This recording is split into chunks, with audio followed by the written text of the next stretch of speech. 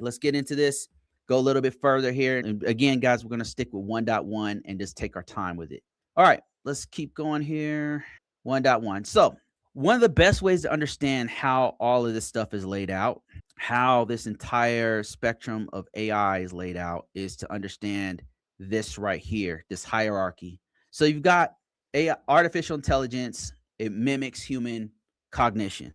You got machine learning, which is a subset of artificial intelligence. And you've got within machine learning, you've got deep learning, which we'll talk about, use of neural networks. And then generative AI is only possible with the use of deep learning, at least the type that we're talking about. And so if you understand this hierarchy, it will help you to understand some of the differences between each one of these. And another thing that we'll highlight is how security is used in each one of these different structures within artificial intelligence, with at least the way it's being defined in our use of it now. I'm sure this is going to evolve over time. So AI, just a general overview of how this is used. You could use it in IDSs, intrusion detection systems with Snort, or you can use it with something like swim lane playbooks. You can use, and in machine learning, you've got our malware classification, anomaly detection, just to name a few things. We're going to go through a couple of these things and give you some real world examples of how these things are used in the real world. Here we go. So we're going to first start off with the overview. Artificial intelligence, creating intelligent machines mimicking human behavior. You are here. So this is where we're going to start. And one example of where you could use it would be like this. And I'll explain this thing going forward here.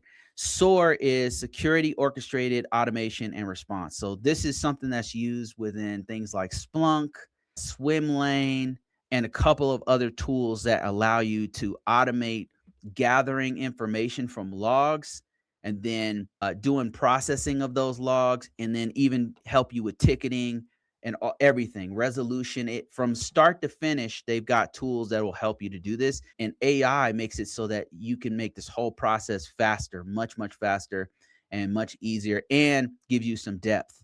Just to give you an example of how this might work, Palo Alto has a bunch of tools where they're tracking, they do a whole bunch of stuff. They do cloud scanning, they do AI scanning, they've got VPNs, just all kinds of stuff coming from Palo Alto, firewalls, you name it.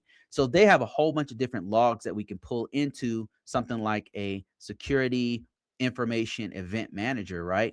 And then you've got CloudStrike, which is like it's antivirus, so super advanced antivirus agents that sit on your endpoint devices, on your servers, within your cloud instances, whatever, and it will gather data on what is going on, the heuristics of what's going on with that system. It goes way beyond just antivirus, just looking at all kinds of stuff. And then you've got things like IAMs that are logging mechanisms like Intra or you name it. So Active Directory, you name it. So whenever somebody's logging in, if they have a failed login, whatever, all of these things are gathering log. Those go into a SIEM. A SIEM would be like Splunk or ArcSight, or take your pick, Logarithm. There's just a whole bunch of different SIEMs you can have to where they're gathering all the logs from throughout your whole environment in one place. And from there, you have a whole bunch of things you can do with it. You've got incident management. Like there's some logs will indicate that somebody has not just misauthenticated. Maybe they're trying to do a brute force attack within your environment, or maybe you have a distributed denial of service attack, and that's coming from Palo Alto.